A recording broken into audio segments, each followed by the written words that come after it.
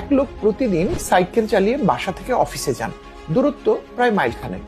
তো একদিন সাইকেল চালানোর সময় তিনি প্রায় 60 মাইল দূরে আরেকটা মানুষকে সাইকেল চালাতে দেখলেন। আর অমনি তার মাথায় একটা দুষ্টু বুদ্ধি চলে এলো। তিনি ভাবলেন এই লোকটাকে কাটিয়ে গেলে কেমন হয়। অমনি তিনি সাইকেলের স্পিড বাড়াতে শুরু করলেন আর তাদের দুজনের মধ্যে আস্তে আস্তে দূরত্ব কমতে শুরু করলো। কিছুক্ষণের মধ্যে দ্বিতীয় ব্যক্তি ঠিক বুঝে ফেললেন তাকে কেউ একজন ফলো করছে।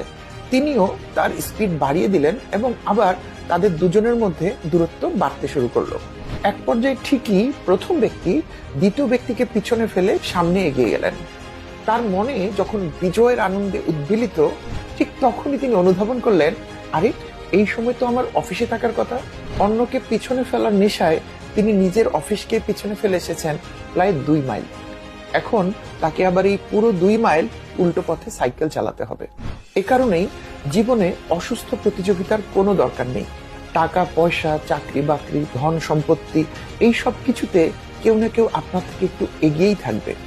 আর এ কারণেই অসুস্থ প্রতিযোগিতায় নেমে নিজের গন্তব্যকে ভুলে যাবার মতো বড় বোকামি আর কিছুই নেই।